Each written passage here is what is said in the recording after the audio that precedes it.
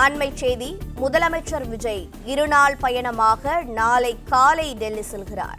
சென்னையில் இருந்து நாளை காலை 10 மணிக்கு தனி விமானம் மூலம் முதலமைச்சர் விஜய் டெல்லி பயணம் மேற்கொள்ள இருக்கிறார். நாளையும் நாளை மறுநாளும் விஜய் டெல்லியில் இருப்பார் என தகவல்.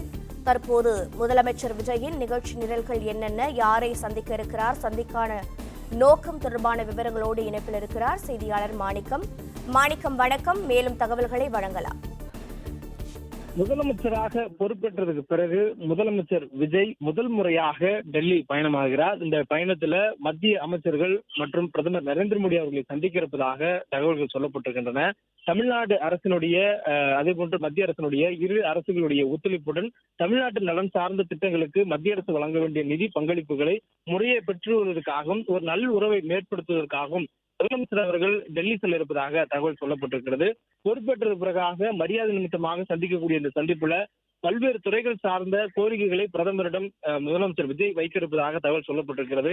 இதற்காக தமிழக முதலமைச்சர் நாளை தினம் 27ஆம் தேதி நாளை தினம் டெல்லிக்கு சென்னை விமானத்திலிருந்து விமானம் மூலமாக பயணமாகிறார். அதனை ஒட்டி நாளை மற்றும் நாளை மறுநாள் என 2 தினங்கள் டெல்லியில் இருப்பார் என்ற தகவல் சொல்லப்பட்டிருக்கிறது.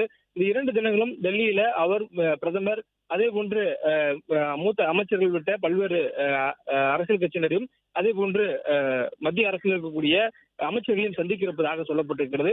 இந்த சந்திப்பு மரியாதை நிமித்தமான ஒரு சந்திப்பாக இருக்கக்கூடிய சூழலில் 2 நாட்கள் இந்த சந்திப்பு இருக்கக்கூடிய வாய்ப்பு இருப்பதாக தகவல்கள் சொல்லப்பட்டிருக்கின்றன. முதலமைச்சராக பொறுப்பேற்றதுக்கு பிறகு முதல் முறையாக முதலமைச்சர் விஜய் டெல்லி செல்வதனால் இந்த சந்திப்பு எந்த முறையாக அமையும், அதனுடைய பலன் தமிழ்நாட்டுக்கு என்னவாக இருக்கும் என்ற பெரிய எதிர்பார்ப்பு தற்பொழுது எழுந்திருக்கிறது.